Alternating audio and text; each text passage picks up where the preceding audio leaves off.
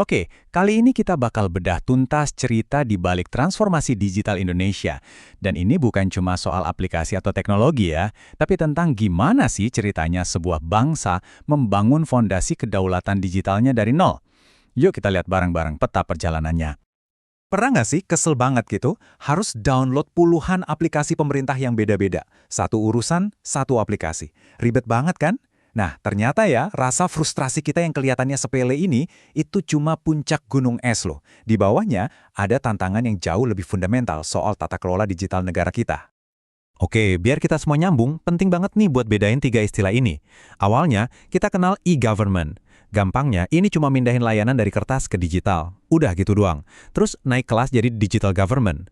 Nah, di sini sistem-sistemnya udah mulai nyambung, udah mulai ngobrol satu sama lain. Tapi, tujuan akhirnya, the grand plan-nya, itu ada di digital governance. Ini konsepnya gede banget. Udah bukan cuma soal pemerintah doang, tapi soal gimana semua pihak, pemerintah, swasta, akademisi, bahkan kita semua bisa bareng-bareng bangun ekosistem digital yang akuntabel. Nah, ini dia intinya. Ini yang paling penting. Semua aplikasi, semua kode, semua server yang canggih itu pada akhirnya bukan soal teknologinya. Bukan. Teknologi itu cuma alat. Tujuan akhirnya jauh lebih dalam dari itu. Menciptakan apa yang disebut nilai publik, keadilan, kepercayaan, dan kesejahteraan buat kita semua. Itulah kompas yang jadi penunjuk arah semua transformasi ini. Oke, setiap proyek raksasa pasti dimulai dari fondasi kan? Sama kayak transformasi digital. Langkah pertamanya itu ya infrastruktur. Coba bayangin, kita mau bangun kota pintar, tapi nggak ada jalannya. Kan nggak mungkin? Nah, disinilah cerita pembangunan jalan tol digital kita dimulai. Kalau kita lihat timeline-nya, semua ini sebenarnya berawal di tahun 2014. Ada satu kebijakan penting banget, namanya Rencana Pita Lebar Indonesia. Anggap aja ini momen peletakan batu pertamanya buat jalan tol digital yang kita bicarain tadi.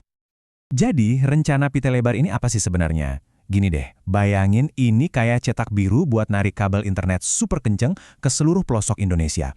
Karena logikanya, tanpa fondasi koneksi yang stabil dan cepat ini, ya semua mimpi soal layanan publik digital yang keren-keren itu, ya cuma bakal jadi mimpi, nggak akan pernah kejadian. Manfaatnya apa? Ada tiga yang paling utama. Satu, jalan tol ini nyambungin pusat-pusat ekonomi dan pemerintahan.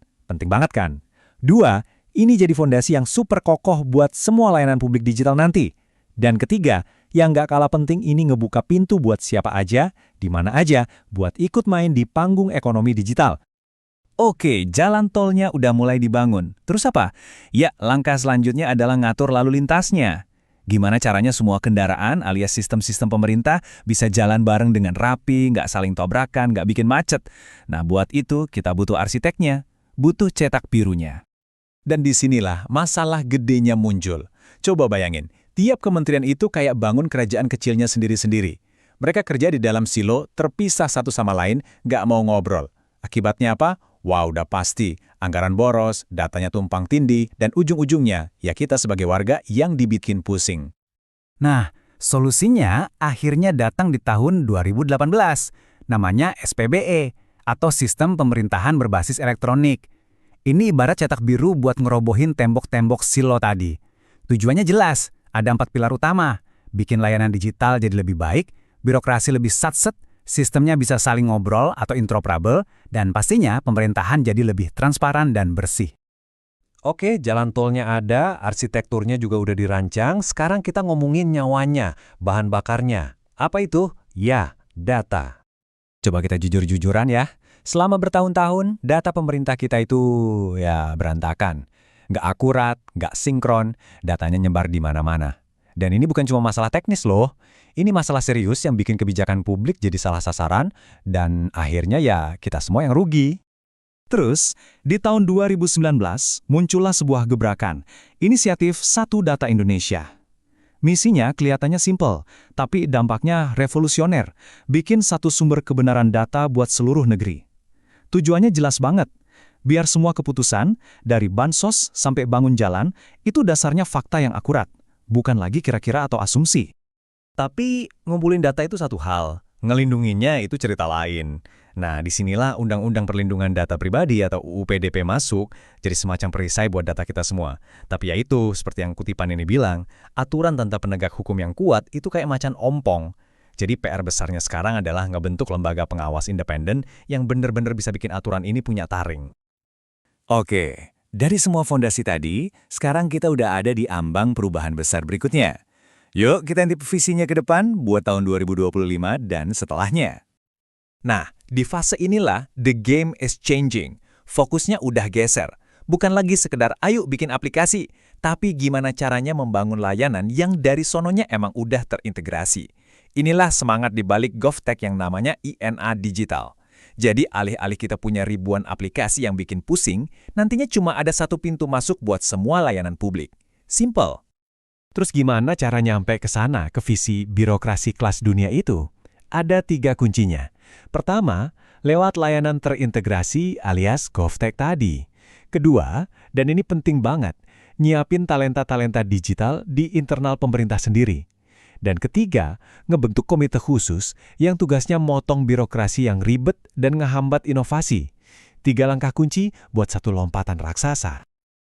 Tapi tentu aja perjalanan ini nggak semulus jalan tol. Masih banyak banget pekerjaan rumah yang harus diberesin. Yuk kita lihat secara jujur, tantangannya apa aja sih yang ada di depan mata? Salah satu tantangan paling basic bisa kita lihat langsung di sini. Kecepatan internet kita, sayangnya, masih ketinggalan dibanding negara-negara tetangga di ASEAN. Dan angka ini bukan cuma angka ya, ini cerminan nyata kalau fondasi jalan tol digital kita itu masih butuh banyak banget perbaikan dan percepatan. Jadi kalau dirangkum, ini nih daftar PR digital kita ke depan.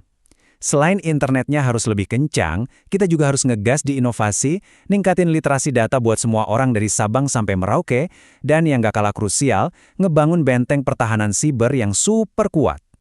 Dan poin paling penting dari semua ini adalah, transformasi digital itu bukan cuma tugasnya pemerintah.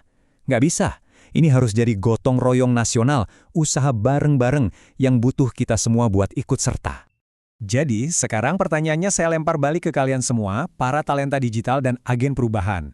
Mau jadi penonton aja, atau mau ikut jadi pemain? Jadi pemain kunci yang bukan cuma jago, tapi juga punya etika, dan berani buat ngawal semua ini. Jadi, siap nggak ngambil peran di perjalanan besar bangsa ini?